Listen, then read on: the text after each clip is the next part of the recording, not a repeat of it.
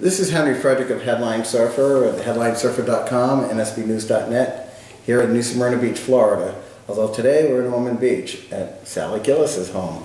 Sally Gillis of sallygillis.net. She's a local blogger and political insider, watchdog. And to my right and to my left is Stan Escudero, former ambassador to several presidents over the last couple decades. Republican Executive Committee Chair for Volusia County, and he also writes The Guidepost, the chief political blog for Headline Surfer. So, crisis in the Middle East is a big deal right now, and it could get worse. Stan, being the expert, tell us what some of those Soviet-related republics that you were an ambassador in that relate to the Middle East. I was an ambassador to 3 Muslim former Soviet republics, and they were which are now independent: Tajikistan, Uzbekistan, and Azerbaijan. However, there has not yet been any difficulty of this kind, any protest of this kind in any of those 3. Well, let me ask you this: in a geographical sense, which of those countries, if not all of them, border Iran? Well, Azerbaijan is the only one of those 3 which borders Iran. Okay. But Uzbekistan and Tajikistan both border Afghanistan. Oh, geez. And near Saudi Arabia, or that's on the other side, right? Well, Saudi Arabia is on the other side of the Persian Gulf, so it borders Iran in the sense that they have this narrow body of water which separates them. But the Saudis have pretty much stayed out of all the right, I was just going to say, now. What's the impact on this to them? I mean, is there an extremist entity here at play that could affect the Saudi government? Of course. The extremist entity that could affect the Saudi government is called Iran. If you look at the Saudi population, approximately 70% of the Saudi population in eastern Saudi Arabia is Shia, not Sunni. The Saudi government is Wahhabi, which is a very conservative branch of Sunni Islam. The Shia, the 12 are Shia, are just like the Iranians on the other side of the Persian Gulf, and they are subject in many ways to influence from Iran. Almost all of the oil in Saudi Arabia is located in the area where the Shia are. So any kind of serious disruption, social disruption, caused by Iran, directed ostensibly at the United States over this silly video, but that's just an excuse, could be used to disrupt oil production in Saudi Arabia and cause considerable problems to the king and the Saudi royal family. Well, with that said about that impact with Saudi Arabia, and Stan just alluded to that silly movie. That's the movie, the Muhammad movie that makes fun of, or... And it's a very short little movie. It's not, it isn't anything that a whole bunch of people have seen. Well, and I think what you're referring to is the trailer. Yes. The 13-minute trailer, which I have seen. It is sort of degrading, I guess, if you're a Muslim in that sect. It's they're hypersensitive, right? And any excuse to have a party out on the streets with guns and rockets is always good for them. I don't think it's so good for us. But let me ask you this, and Stan, please weigh in. You're saying that any excuse to have guns and rockets, but isn't there a more sinister thing at play where that's the cover for something else that's at play here? Well, it varies from country to country. In the case of Libya, where our ambassador and 3 other diplomats were killed, what you had was a carefully calculated and planned and choreographed terrorist strike. This was undoubtedly conducted by Al-Qaeda trained radical Islamists, probably from the area of Derna, which is a very Islamic village about 150 miles away from Benghazi. These people, a lot of people from this village, went to Pakistan and Afghanistan to be trained by Al-Qaeda and fight against the Americans, and some of them even the Soviets before that. They've since come back. They engaged in the fight against Gaddafi. They're there, they're trained, they're armed. They're very dangerous, as I believe they just showed in Benghazi. But that didn't have anything to do with the film. That took place on the anniversary of 9/11. That was choreographed for that specific reason of 9/11. Exactly. It could have been that spontaneous. Are you telling me you think it's that they haven't gone crazy, the whole rest of the region?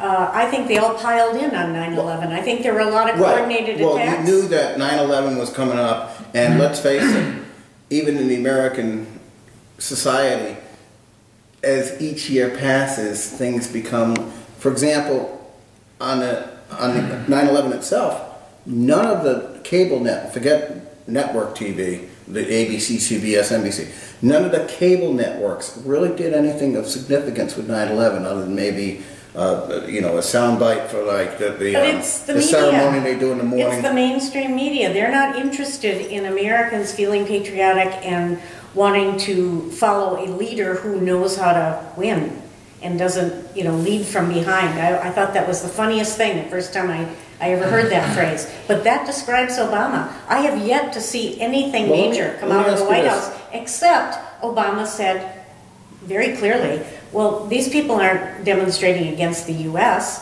Well, yes, they are. And I don't understand how he could say that with a straight face. Well, let me ask you this, and Stan, please weigh in. Could it be that one of the reasons why they don't focus on 9/11 as much when the anniversary comes up is what I call the Space Shuttle Challenger syndrome, where it's the explosion over and over and over, where we keep seeing the towers coming down. There's something about that where we want to move on. I don't want to move on. I want those people who did that to be held accountable. And if we have to go over there and get them, that's what I want to do. But in a way, isn't that making the cable networks an apologist for yes. the violence? No, I don't think so. But what it does do, the repeated showing of it, is it tends to insulate the hearts and minds of the American people. Familiarity breeds contempt. No, what I meant was by not showing it, isn't the media pretty much giving a free pass to the Muslim extremists? In other words, if we can't see it, it goes out of our mind, then it gives them an opportunity to regroup and say, okay, now that you've forgotten about it, here's another one for you. What do you think? Well, the American people have short memories for this type of thing anyway. Sometimes the media plays into that, sometimes it doesn't, but it doesn't matter. However, Muslims as a mass have very long memories about this sort of thing. And they particularly have long memories about things which from their point of view, require a degree of revenge. Most of them cheered when the towers went down. Most of them were infuriated when we struck back because of the towers. And they hold against us the strike back, just as they hold against us the Crusades 1,000 years ago, which for a short time reconquered lands which were, when the Crusaders attacked, Muslim, but had been Christian 300 years before. And it's never ended since. It's never really ended since. Well, let me ask you, and we'll get back to it in a second, but Sally, and then I want you to weigh in on the technical part of this. Does it make sense when you have a country that was war-torn like Libya, and we know from our own history that when America gets involved in something to overthrow a dictator, there's all that instability. We have to be militarily ready to move in case something happens. No question. Why was Ambassador Stevens, who was liquidated basically with the other 3 American envoys, why was not an armed, or should there have been an armed escort with him if he leaves the embassy? He's a moving target. When you tell me if I'm wrong, but it's my understanding that if you have an embassy somewhere, the local police or militia or whatever they call each other are to guard that embassy. And of course you have personnel in there that guards the embassy as well. But from what I've been able to understand is they had 2 Navy SEALs. And when all this uproar came down, the people that were supposed to guard threw their guns away and ran off. Well, this isn't you good can enough. have all the Navy SEALs you want, but if they're in a car, well, and there's a strike of a missile, there's only 2. Well, or gunfire, I know. It's hard to get out of that. Tell us about that security stand in terms of what they could have done. I think there was a basic mistake made in letting the ambassador go to Benghazi on the anniversary of 9/11 in the first place. That doesn't make sense either. Benghazi is not the Benghazi consulate was not a well-protected site. Most embassies in the Middle East have high walls. Many of them are built with bulletproof glass or with walls thick enough to sustain certainly bullet strikes and some of them even rocket strikes. And most embassies, I think all embassies in the Middle East have Marine guards. Benghazi was something else. It was a small sort of temporary building which was set up there in the wake of the fighting. It had only lock and key security. In other words, it didn't have any bulletproof glass, it didn't have any high walls, it just had a regular lock on the door. But how could And you you turn the key and you're in, and I would imagine they didn't even keep classified information there, but the point is, a site like that is not defensible.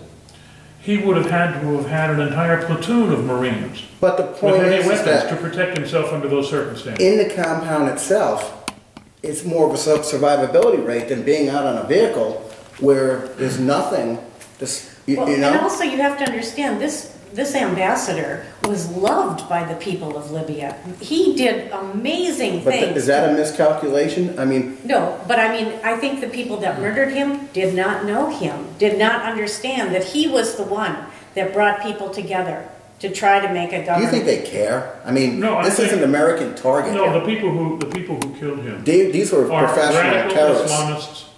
Islamists and well-trained terrorists whose purpose was to strike down an American official. Yes. It didn't matter to them if he had done good things for Libya or not. These aren't the idiots that we saw in Cairo that were tearing down the American flag and replacing those black Muslim flags.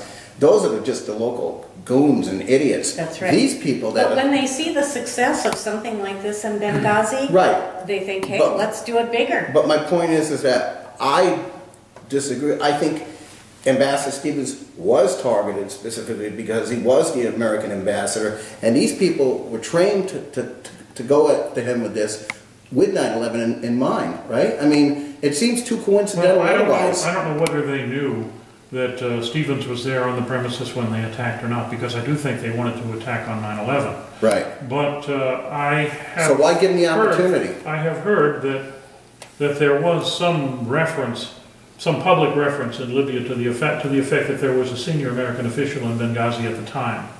And if that was true, given the virtual absence of any meaningful security at the consulate there, I think this was a serious error. So is this cozying up to sort of curry favor, like Ambassador Stevens is loved by the community, let's try to get the ball rolling? Was that a miscalculation, especially with 9/11, by the Obama administration? Well, yes, it was a serious error in security planning, without any question, by the Obama administration.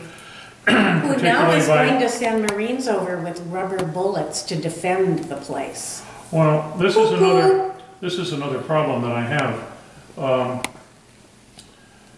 When the embassy in Tehran was overrun in '79, the Marines had shotguns and they were told to fire up into the air. I understand that there was some firing up in the air in Egypt too when the people came over the wall. I think while it may well be true that 50 Marines or 100 Marines ultimately couldn't defend a building against a mob of thousands, that assumes that the mob of thousands is either well armed or that it's prepared to have a great many of them die. Which they don't seem to care about. In my opinion, the governments of these countries need to understand, and they need to be made to understand, that it is their responsibility to provide security for our embassies, indeed for any foreign embassy in their country. And should they fail to do so, the embassies have every right to do the needful to protect themselves if the government will not. Well, especially in That this means case, you that- have a shaky government to That begin means with. but that means that a great many of their people, while attacking one of our embassies, if the security authorities of the host government will not prevent it, a great many of their people can be killed. But Well, Stan, I don't think they care. I mean, they use these people like cannon fodder. They don't care if they die. And that's another point I want to make, and then I'll get to the domestic side of this. 4 suspects taken into custody. Right. Are these just Right. sort of disposable people that they can execute and dump away? That Well, say, hey, nobody knows. we got our people, we liquidated them, and now we can move on. I mean, are Well, these just? you know, I would like to Nobody see, knows. no, I don't think anybody does know, but I'd like to see a little action from our government in all your money is cut off from the United States until you get straightened around over there. Not one penny leaves our country of our taxpayer dollars to support you people killing each other and attacking American embassies.